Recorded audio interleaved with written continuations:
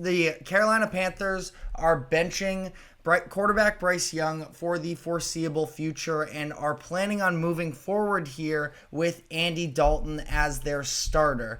The Panthers have been a mess for the past couple years. They decided to trade up to the number one overall selection in 2023 and take Bryce Young, and since then they have won just three games, and don't seem to be headed in any sort of a great direction here. As meanwhile, while the Panthers are struggling, number 2 overall pick CJ Stroud is thriving in Houston. Not totally fair to compare the two based off of the vast differences in their situations, but regardless, the Panthers have just been treading water, and you look at what's been going on here with Bryce Young, and when you look at him on the field, he looks squirrely and jumpy and does not look comfortable whatsoever. You look at him when he's walking back to the sideline, and it just looks like a player whose confidence is absolutely shot. And that's why when you talk about quarterback development in the NFL, that's why it's so predicated on, do you have an offensive line? Do you have reliable weapons to throw to? Because Bryce Young, while I was never extremely high on him in the first place coming into the NFL, they do throw him in immediately, and he has had just a mess of a situation around him. He looks so lost out there at times, taking bad sacks, holding onto the ball too long, not seeing defenders. All of it has been a bit disastrous up to this point, where at this point he has played 18 games in his career. He has 11 passing touchdowns to 13 interceptions. This year has been off to an abysmal start for the Carolina Panthers, where just this past weekend they were blown out by the Los Angeles Chargers 26-3, and they have already been outscored by 60 points in just 2 games. And for Bryce Young, it's really unfortunate to see how all of this has played out for him. Somebody who was, of course, a Heisman winner when he was at Alabama and was highly touted coming into the league. But that being said, there are definitely some issues within his own personal development there, where he hasn't taken steps that he's needed to get better. But additionally, just the bad situation around him has sort of forced him into this purgatory where he's just kind of being thrown out there to the wolves on a weekly basis, and opposing teams are sort of teeing off on him. And again, it's very unfortunate, obviously, for him to see that, but if you know anything about the NFL and professional sports in general, sympathy only gets you so far. And now Bryce Young is going to be sitting on the bench for the foreseeable future. Andy Dalton taking over for the Panthers. So we'll see whether or not, I believe it was last year, Andy Dalton was the quarterback to lead the Panthers to one of their 3 wins. So Dalton, obviously a veteran of the game, can hope to be a little bit of a stabilizing factor. But up to this point, the Bryce Young trade has been a disaster for the Panthers, where I never feel like it's a good sign anyways when you are trading your number 1 pass catcher, the only player on your offense that is a solidified, reliable starter, in order to get your quarterback to throw him out there with a bunch of subpar talent, where the Panthers traded DJ Moore, obviously the target I'm referring to specifically, the 9th overall pick in 2023, a 2nd round pick in 2023, a 2024 first rounder, and a 2025 second rounder. So 3 of those 4 picks have essentially become pieces now. Darnell Wright, the offensive tackle, he was taken with the 9th overall pick. The Bears decided to package the 61st pick to move up 5 spots to draft Tyreek Stevenson, who had a phenomenal rookie season as one of the Bears cornerbacks. And then, the big one of them all is the 1st overall pick in this past year's draft, which resulted in Caleb Williams. For whatever it's worth, it's not like Caleb has been lighting the world on fire, so that would sort of be doubly as painful for Panthers fans who are already seeing CJ Stroud become one of the best quarterbacks in the league already, and then add to that on top of it the idea that Caleb Williams could also potentially be a long-term franchise quarterback. So we'll have to see there. And we'll still have to see with Bryce Young, because things are really, really bad right now in Carolina, obviously. But I'm sure the idea is that they can sort of try and work their way back to getting to Bryce Young. Dave Canales, their first-year head coach, he has a reputation for being able to help out quarterbacks that are a little bit of a reclamation process. We saw that with Baker Mayfield last season, and we saw it with Geno Smith in 2022.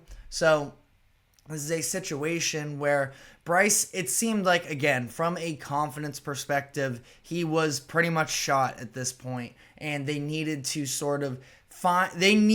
find some sort of a way to build off of things in a positive manner moving forward here. Again, they've been outscored 73-13 in just 2 weeks so far. That is just a crash course for a disaster start to Canales' tenure. And I'm sure the Panthers would love for Bryce Young to be the reason for that, or at least be a part of it. But at this current moment, it doesn't really feel like a realistic option. And the Panthers have a long way to go from here. So I'm sure that people are going to start speculating on, are the Panthers going to try and trade Bryce Young and maybe draft a quarterback next year? I would hold off on that conversation.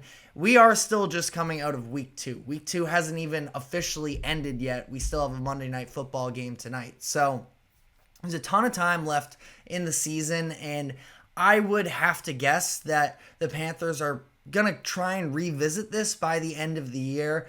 Unless they go on some sort of a miraculous win streak, I don't see the Panthers hoping to stick with Andy Dalton for the next 15 games.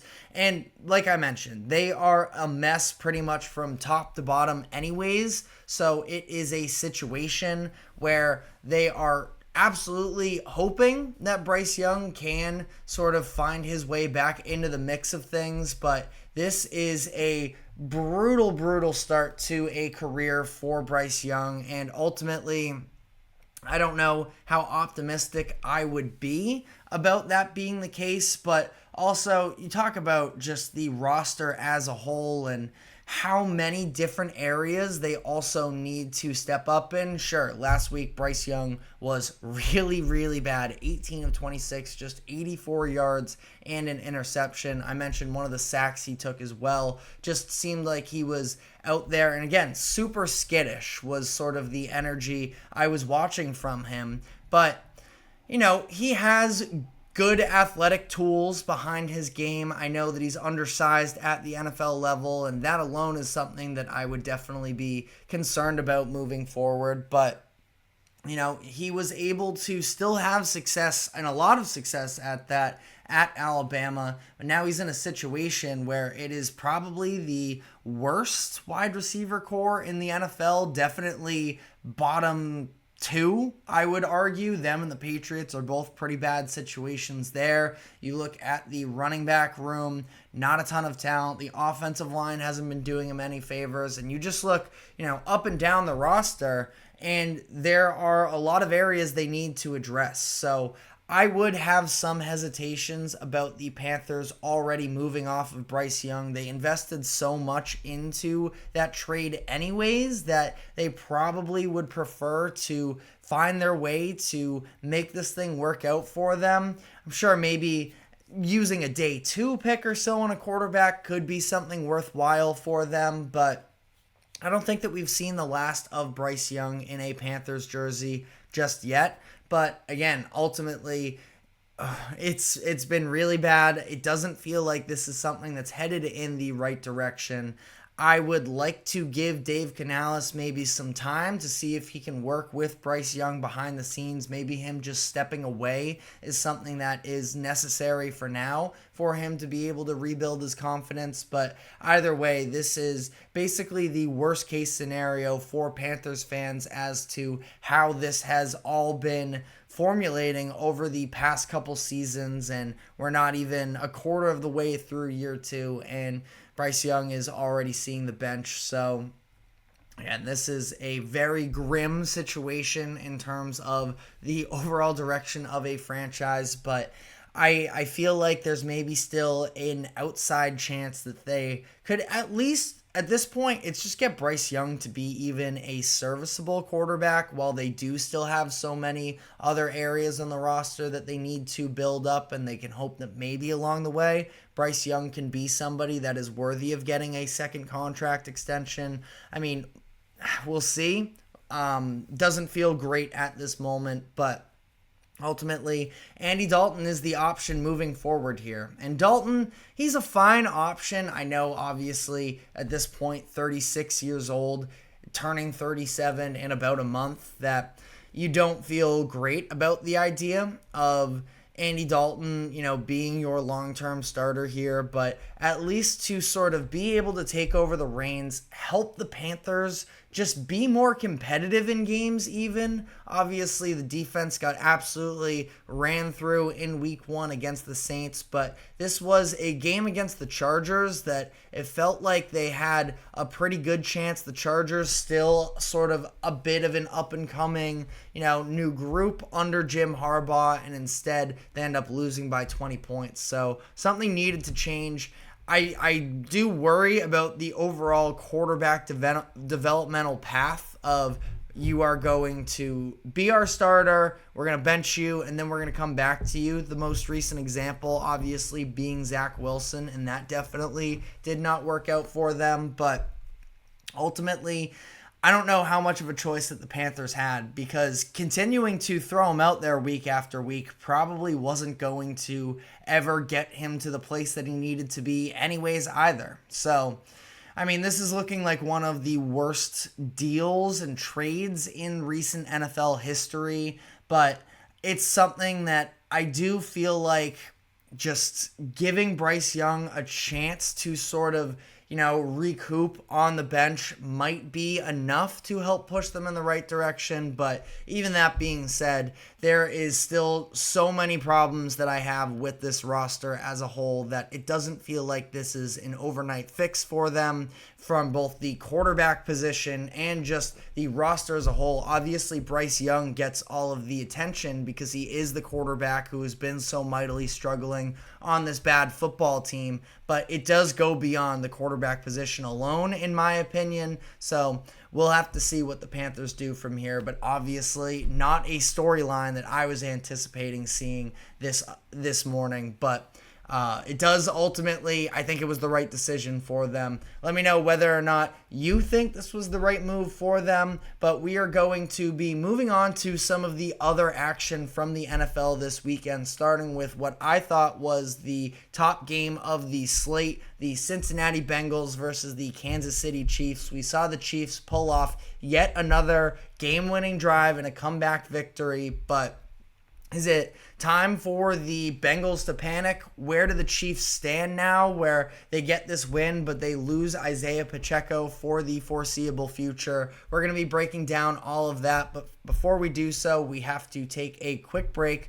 So do not go anywhere, and we will be right back.